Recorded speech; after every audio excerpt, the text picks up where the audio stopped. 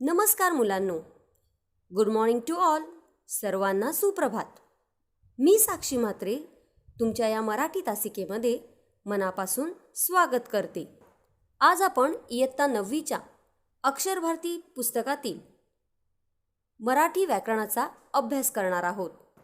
तुमच्या मराठीच्या अभ्यासक्रमात व्याकरण घटकांवर आधारित समासावर प्रश्न विचारले जातात. बच्चों, व्यवहारिक दृष्टि से देखा जाए तो इंसान हर वक्त समय की, पैसों की बचत करने का प्रयास करता है.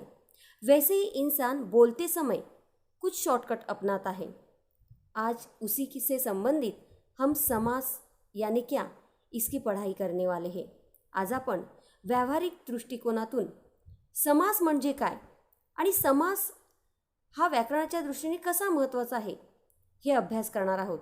सर्वात प्रथम समास म्हणजे काय ह्याचा आपण अभ्यास करूया. चलो बच्चों, पहले डेफिनेशन पढ़ते हैं. समास यानी क्या? शब्दांच्या दोन किंवा अधिक एकत्रीकरणाला समास असे म्हणतात. एकत्रीकरण यानी कंबाइनिंग. बच्चों, जब दो से अधिक शब्द एक साथ आते हैं तो उसे समास कहते हैं. उदाहरणार्थ आई वडील, यानी यहाँ पर आई वडील ये दो अलग अलग शब्द हैं, लेकिन हम लोग समय बचाने के लिए, समय की बचत करने के लिए शॉर्टकट अपनाते हैं, जैसे आई वडील. शब्दांच्या अशा एकत्रीकरणाने जो एक जोड शब्द तयार होतो त्यास सामासिक शब्द असे म्हणतात. यानी यहाँ पर आई वडील ये दो अलग अलग शब्द हैं, लेकिन जब वही दोनों शब्द एक साथ आते हैं, कंबाइनिंग हो जाते हैं, तो उसे सामासिक शब्द कहा जाता है. तर मुलांनो, समास म्हणजे काय आणि सामासिक शब्द ह्याचा आपण आताच अभ्यास केला. सामासिक शब्द कोणत्या शब्दापासून तयार झाला आहे हे स्पष्ट करण्यासाठी आपण त्याची फोड करतो, त्या पद्धतीला विग्रह असे म्हणतात. फोड करतो यानी अलग अलग बताते हैं, तब उसे विग्रह कहते हैं. इस समास के 3 प्रकार है.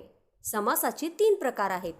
1 अव्ययी भाव समास, 2 द्विगु समास, 3 द्वंद्व समास. ऐसे 3 प्रकार के समास के प्रकार है. आता आपण प्रत्येक समासाविषयी माहिती अभ्यासूया. 1 अव्ययी भाव समास. ज्या सामासिक शब्दातील पहिले पद अव्यय असून ते महत्त्वाचे असते, त्याचबरोबर या सामासिक शब्दाचा वापर क्रियाविशेषणासारखा केला जातो, त्यास अव्ययी भाव समास असे म्हणतात. उदाहरणार्थ आजन्म, यानी विग्रह करते समय जन्मापासून. यहाँ पर बच्चों पासून जो है वो एक अव्यय है जो शब्द को लगा है.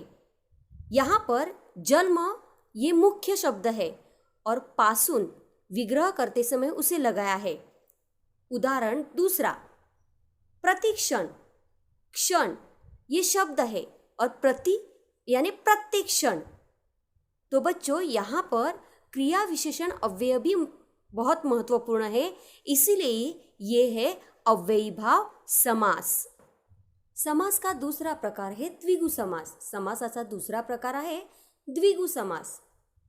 ज्या सामासिक शब्दातील पहिले पद यानी शब्द संख्या विशेषण असते व त्या सामासिक शब्दावरून एक समूह सुचविला जातो, समूह यानी ग्रुप, त्यास द्विगु समास असे म्हणतात. यहाँ पर बच्चों मुख्य शब्द के साथ साथ पहला जो शब्द होता है वो किसी संख्या को दर्शाता है, तो उसे द्विगु समास कहते हैं. उदाहरणार्थ त्रिभुवन. देखो बच्चों, यहाँ पर मुख्य शब्द है भुवन और त्रि शब्द 3 इस संख्या को दर्शाता है, इसीलिए विग्रह करते समय 3 भुवनांचा समूह. उदाहरण 2 पंचप्राण. मुख्य शब्द आहे या ठिकाणी प्राण, मुख्य शब्द प्राण है और पंच ये शब्द जो है वो 5 इस संख्या को दर्शाता है, इसीलिए म्हणून विग्रह करताना 5 प्राणांचा समूह ऐसे लिखा जाता है आणि म्हणून हा द्विगु समास आहे. समासाचा तिसरा प्रकार द्वंद्व समास. ज्या सामासिक शब्दातील दोन्ही पदे अर्थदृष्ट्या समान दर्जाचे असतात त्यास द्वंद्व समास असे म्हणतात. यानी बच्चों, जहाँ पर जो सामासिक शब्द दिया जाता है उसमें जो दो अलग अलग शब्द रहते हैं वो अर्थ की दृष्टि से देखा जाए तो सेम लेवल के रहते हैं, न कोई बड़ा न कोई छोटा रहता है, समान दर्जा यानी सेम लेवल के रहते हैं, उसे द्वंद्व समास कहा जाता है। द्वंद्व समासाचे 3 प्रकार आहेत। इस द्वंद्व समास के और 3 प्रकार है। 1 इतरेतर द्वंद्व समास, 2 वैकल्पिक द्वंद्व समास, 3 समाहार द्वंद्व समास। अब द्वंद्व समास में जो 3 प्रकार है उसमें से पहला प्रकार पढ़ते हैं। पहिला प्रकार आहे इतरेतर द्वंद्व समास। ज्या समासाचा विग्रह करताना आणि व या उभयान्वयी अव्ययांचा उपयोग करावा लागतो त्यास इतरेतर द्वंद्व समास असे म्हणतात। यानी बच्चों यहाँ पर जो दो अलग अलग शब्द रहते हैं सामासिक शब्द के तौर पर, उनको दोनों को विग्रह करते समय आणि व इन समुच्चय बोधक अव्ययों का प्रयोग किया जाता है। आणि व इन समुच्चय बोधक अव्ययों का जहाँ पर प्रयोग किया जाता है वो है इतरेतर द्वंद्व समास। उदाहरणार्थ आई वडील विग्रह करते समय आणि इस समुच्चय बोधक अव्यय का, इस उभयान्वयी अव्यय का प्रयोग किया गया है। उदाहरण 2 बहिण भाऊ विग्रह करते समय बहिण व भाऊ, इसीलिए ये इतरेतर द्वंद्व समास है। म्हणून हा इतरेतर द्वंद्व समास आहे। याद रखो बच्चों, आणि व इन समुच्चय बोधक अव्यय का इतरेतर द्वंद्व समास में प्रयोग किया जाता है। आणि व या उभयान्वयी अव्ययांचा प्रयोग इतरेतर द्वंद्व समासात केला जातो आणि म्हणून हा इतरेतर द्वंद्व समास आहे। दुसरा प्रकार आहे वैकल्पिक द्वंद्व समास। ज्या समासाचा विग्रह करताना किंवा वा अथवा या 3 उभयान्वयी अव्ययांचा उपयोग करावा लागतो त्यास वैकल्पिक द्वंद्व समास असे म्हणतात। देखो बच्चों, वैकल्पिक समास में सामासिक शब्द का विग्रह करते समय किंवा वा अथवा इन 3 समुच्चय बोधक अव्ययों का प्रयोग करते हैं। उदाहरणार्थ खरे खोटे, ये जो सामासिक शब्द है इसमें विग्रह करते समय खरे किंवा खोटे इस प्रकार से विग्रह किया जाता है। 2 पास नापास, या शब्दाचा विग्रह करताना पास वा नापास असे लिहिले जाते। 3 बरे वाईट, बरे अथवा वाइट। ध्यान से देखिए बच्चों, इन तीनों उदाहरणों में विग्रह करते समय किंवा वा अथवा इन समुच्चय बोधक अव्ययों का प्रयोग किया गया है। लक्षात ठेवा मुलांनो, किंवा वा अथवा या उभयान्वयी अव्ययाचा प्रयोग फक्त वैकल्पिक द्वंद्व समासामध्येच केला जातो आणि म्हणून हा वैकल्पिक द्वंद्व समास आहे। 3 समाहार द्वंद्व समास। ज्या समासाचा विग्रह करताना त्यातील पदांच्या अर्थाशिवाय त्याच जातीच्या इतर पदार्थांचाही त्यात समावेश केलेला असतो त्यास समाहार द्वंद्व समास असे म्हणतात। उदाहरणार्थ चहा पानी। देखो बच्चों, चहा पानी ये सामासिक शब्द है जहाँ पर चाय, पानी, नाश्ता ऐसे कई सारे पदार्थ का समावेश होता है, इसलिए विग्रह करते समय चाहा, पानी वगैरह ऐसे ये शब्द लिखा जाता है। 2 भाजीपाला, विग्रह करते समय भाजी, पाला वगैरह, और इसीलिए ये समाहार द्वंद्व समास आहे आणि म्हणून हा समाहार द्वंद्व समास आहे। अशा प्रकारे आज आपण समास म्हणजे काय हे अभ्यासले।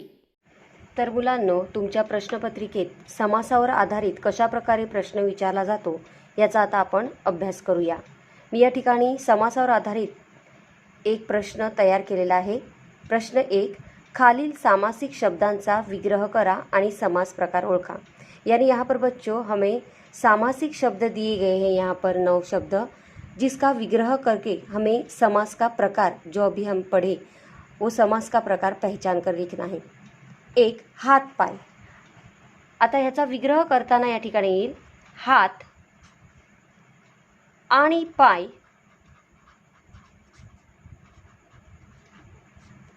आणि हा समास आहे आपला इतरेतर द्वंद्व समास। इतरेतर द्वंद्व समास। 2 भाजीपाला। या ठिकाणी आपण विग्रह करताना लिहिणार आहोत भाजी कॉमा स्वल्पविराम पाला वगैरे। हा झाला आपला समाहार द्वंद्व समास।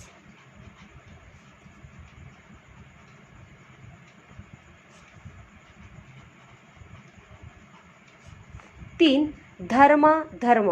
या ठिकाणी बघा मुलांनो, आपण बोलतानाच या ठिकाणी धर्म अधर्म हा शब्द अ हा साइलेंट मध्ये आहे और इसीलिए यहाँ पर विग्रह करते समय धर्म किंवा अधर्म समास का प्रकार है ये वैकल्पिक, क्योंकि यहाँ पर किंवा आया है शब्द, वैकल्पिक द्वंद्व समास। 4th one Navratra. देखो बच्चों, सामासिक शब्द में नव पहला जो शब्द है वो 9 शब्द को सूचित करता है, म्हणून या ठिकाणी आपण लिहिणार आहोत 9 रात्रींचा समूह। समासाचा प्रकार आहे द्विगु समास।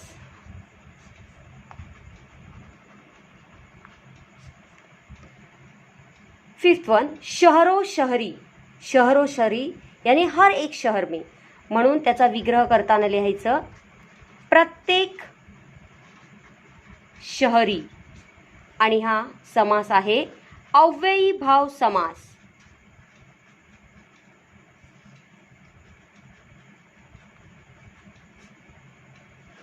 पुढे द्विदल। सामासिक शब्दामध्ये पहिला शब्द आहे द्वि। द्वि ये शब्द जो है वो 2 संख्या को सूचित करता है, म्हणून इसलिए यहाँ पर 2 दलांचा समूह। समास का प्रकार है द्विगु समास।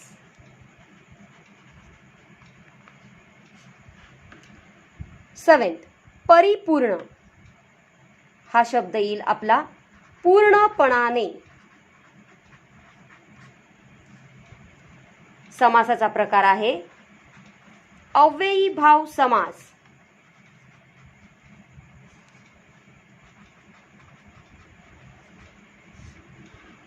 हार जीत। हार जीत ये अलग अलग टाइप के शब्द हैं, इसलिए हार किंवा अथवा वा ये वैकल्पिक समास है, इसलिए हम लोग लेते हैं यहाँ पर हार अथवा जीत। हा समास आहे आपला वैकल्पिक द्वंद्व समास। आणि शेवटचा आहे न्यायान्याय। विग्रह करताना येईल न्याय किंवा अन्याय। आणि हा समासाचा प्रकार आहे वैकल्पिक